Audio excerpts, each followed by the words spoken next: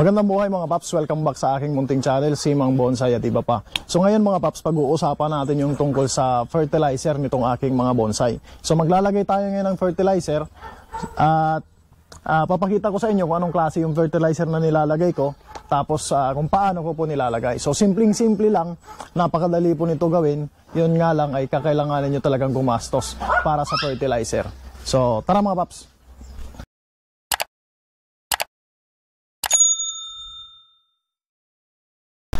So ito nga pala mga paps yung fertilizer na ginagamit ko. Ito po yung Osmocote na triple 14. Ayan po, nabili ko po ito sa Lazada, dito sa Adidas Farm Supply. So hindi po ako nag-i-endorse mga paps nitong Adidas Farm Supply, ano. Dito lang talaga ako bumibili. Kahit po yung nabibili ko na vermicast, tapos yung ibang mga farm products, dito po ako bumibili. So ito, nabili ko po sa kanya, medyo tingnan nyo na lang po mga paps yung kung magkano yung isang ganito. Ito po ay 100 grams. So pwede po kayo makabili ng 100 grams, pwede ng 500 grams. So depende po sa inyo. So marami po ito, ilang piraso. Yan. Ayan mga paps, yun nga lang medyo may kamahalan to, yung ganitong fertilizer. Ang kagandahan po nito mga paps ay slow release na fertilizer, at maganda talaga ito sa mga halaman para hindi sila ma-overdose. Mga paps, kahit direkta po nating ilagay, hindi po na-overdose. So ito mga paps, meron ako ritong mga basket ng fertilizer, maliliit lang yan. At ito ay recycled lang, matagal na to, mahigit 2 taon na. Matagal naman masira basta hindi nagagalaw. So diyan ko lang ulit ilalagay, at lalagyan ko siya nitong fertilizer, diyan ko rin ilalagay, at ilalagay ko doon sa mga halaman na gusto kong paglagyan. So tara mga paps, ilagay natin dito ng paunti-unti.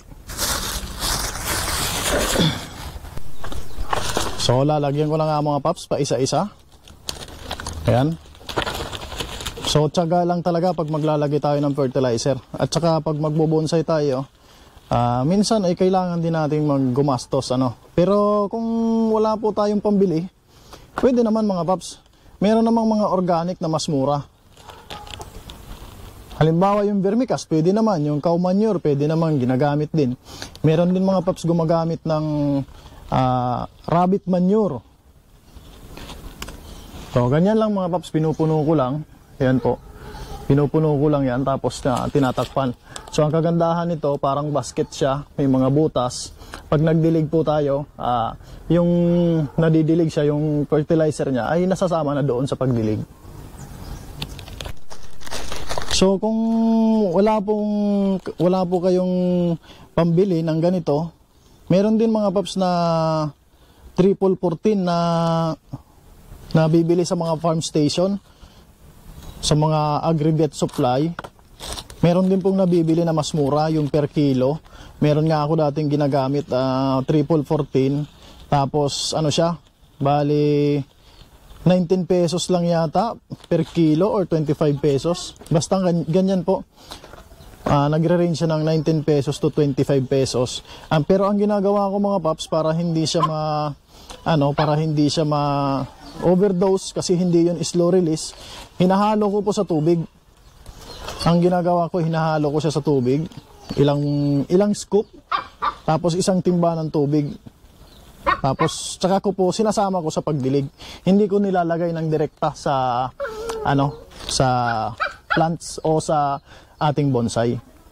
Ako nga pala mga paps ay once a year lang naglalagay nito, kasi medyo may kamahalan itong fertilizer na to na Osmocote. Marami ka rin namang mabibili tulad ng Nutricot na mga panghalili dito, or kung ano pa man,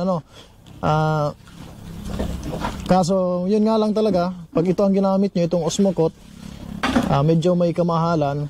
Pero sa ako naman, para makatipid, pinipili ko lang mga paps yung nilalagyan ko nito. Yung mga materyales na hindi ganun ka bilis lumago kapag nasa pot, o kaya yung mga materyales na madaling mamatay kapag kulang yung nutrients, pinipili ko lang nalagyan. Pero yung mga materyales na nakakaabot sa lupa at yung mga nakarekta sa lupa, hindi ko na po nilalagyan para makatipid. At saka once a year lang ako maglagay nitong fertilizer. Kasi medyo may kamahalan, mahirap sa mga tulad ko na hindi naman ganon kalakihan yung kinikita, mahirap po makabili nito. Kaya tinitipid ko na lang. At saka hinahaluan ko na lang yung lupa ng vermicast para kahit pa paano ay may organic fertilizer. Minsan mga paps, pagka nagre-repot ako, nilalagyan ko na nito diretso.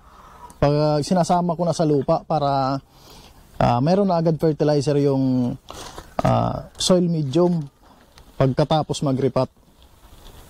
So naman to, safe naman to sa overdose. Kaya po tinawag na slow release kaya safe sa overdose sa mga halaman. Ito rin yung ginagamit mga paps sa mga succulents, sa mga orchids. Ganito rin po ang ginagamit. So yan, malapit na tayong matapos na malagyan lahat yung mga natitira kong mga basket. Kung wala po kayong ganitong basket mga paps, pwede nyo rin ilagay sa net, yung kulambo.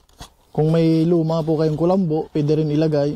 O kaya naman pwede nyo rin gamitin yung lumang tela, tapos ipatong nyo lang sa lupa, sa soil sa soil medium ng ating bonsai. So yan, ito last na po ito mga paps. So ang susunod naman ito mga paps, mga around 4 to 6 months, mga ganyan, or kahit 3 months siguro pwede na ulit maglagay.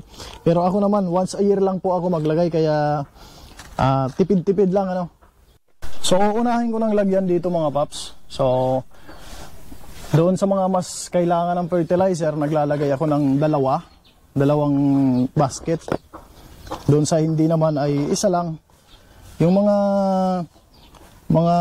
tawag nito, mga ficus, kahit isa lang mga paps, okay na yan sa kanila.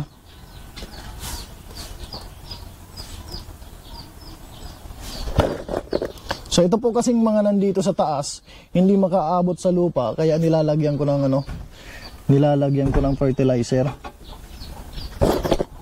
So bawat ficus, isa lang, okay na yan.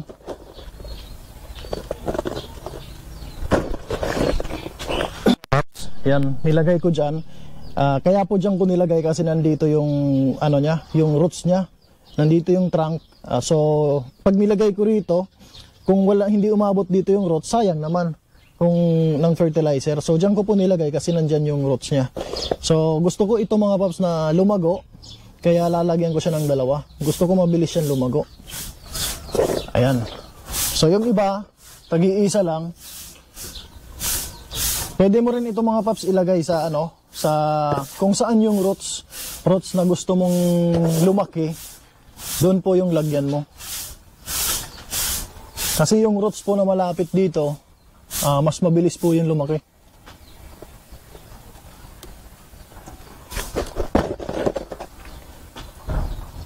Yan, pwede na yan.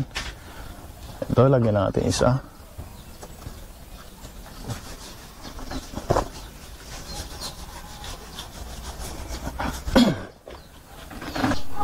So lalagyan ko rin itong banyan kasi parang napansin ko mabagal lumaki yung mga branches niya. Bagal yung paglago, kaya lalagyan ko yan. Yung iba mga paps hindi ko nalalagyan, pinipili ko lang lagyan yung mga mas kailangan ng fertilizer. So tulad nito, kailangan din itong fertilizer, itong pine tree or juniper. Lalo na mga paps yung mga nakalimutan ko na mga river sand, nakalimutan ko lagyan ng vermicast, nilalagyan ko po ng fertilizer.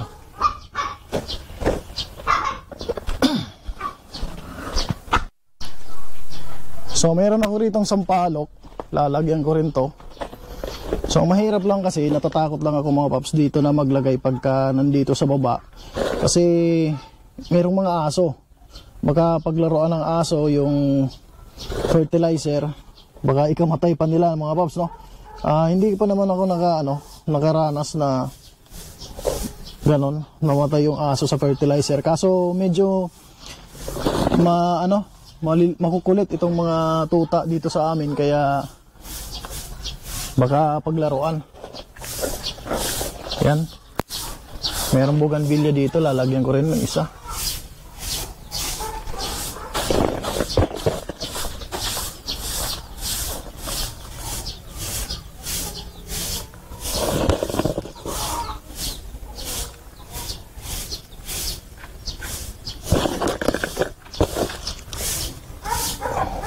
Yan.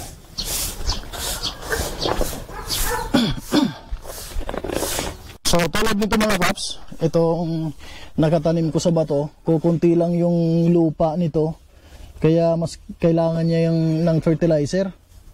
Kahit po ito ay balete or Ficus benjamina, dahil kukunti po yung lupa niya, mas na-occupy nung bato kasi nakatanim siya sa bato, yun po yung nilalagyan ko ng fertilizer. Yung iba kahit hindi na muna. So mga paps, punta tayo dito sa kabilang side. Itong aking bougainvillea, lalagyan ko rin to. Yan po. Lalagyan ko na rin yan. Kahit mga isa lang.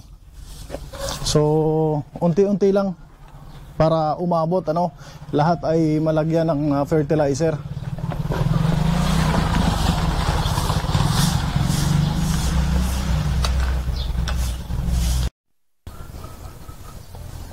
Itong nandito, lalagyan ko na rin. Bali, ito mga paps, hindi ko na lahat to lalagyan.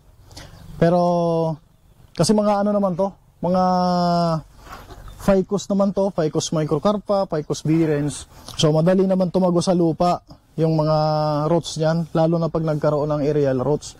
So hindi ko na to lalagyan, pero dito meron akong lalagyan kasi meron akong gustong palakihin na roots. So lapitan natin mga paps. So ito mga paps, ito na banggit ko nung niriripat ko to, nabanggit ko na maglalagay ako dito ng extension. So ito ay ang purpose para dito sa roots na to, itong isang root na to, gusto ko siyang mag-fuse dito sa kanyang trunk. Tapos pag nag-fuse siya, makakadagdag po yan sa paglaki. Kaya nilagyan ko ng extension para umabot agad siya sa lupa. So gusto ko po itong lumaki kaagad, so lalagyan ko yan dyan ng fertilizer kung saan nakalagay yung kung nasaan yung roots na yun. Tapos itong iba, itong mga lalagyan ko rin dito ng isa. So ganyan po ang purpose niyan, isang purpose para bumilis. So kung meron na kaagad dito, nakita ko na yung itong roots na to ay napaka-healthy. Yan, lumaki na kaagad. So ilang araw pa lang simula nung niripat ko yan, meron na kaagad yan roots. Lalagyan ko rin itong Ficus microcarpa. Kasi matagal ko nang hindi nariripat, so baka naubos na yung yung nutrients ng soil medium. O yan. So, lalagyan ko rin mga paps itong aking wrap style na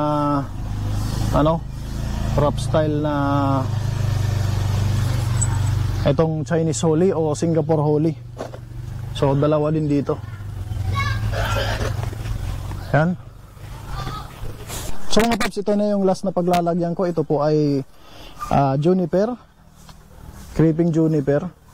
Bali, wala kasi masyadong nutrients at hindi ito tulad ng ficus na nagkakaroon ng aerial roots o nagkakaroon ng mga escape roots na tumatago sa lupa. Kaya nilagyan ko na rin ng fertilizer. At saka nagbabaka sakali ako na magkaroon ng roots at mabuhay itong aking air layer dito. So yan na po ang last mga paps. So yun lamang po mga paps, maraming salamat sa pagsama sa akin para maglagay ng fertilizer. At sana po ay meron po kayong natutunan kahit pa paano mga paps. Sana ay may naibahagi po ako sa inyo. Yun po ang gusto ko, lalo na doon sa mga baguhan din tulad ko na baguhan lang din sa pagbobonsai. Kung yung experience ko na rin, mga natutunan ko sa iba, ay gusto ko rin i-share sa inyo. So baguhan lang po ako mga paps sa pagbobonsai, kaya kung meron po kayong comment, suggestion na nais nyong ibahagi rin sa akin para matuto rin ako, lagay nyo lang po dyan sa comment section para ma-check ko at ma-i-apply ko rin sa aking mga ginagawang bonsai. So yun lamang po. Once again po, iimbitahan ko po kayo na mag-subscribe. Click nyo yung notification bell at share nyo rin mga paps para makarating pa doon sa mga nais pang mag-bonsai. Doon po sa palaging sumusuporta, maraming salamat po sa inyo. Once again po, magandang buhay at happy bonsai.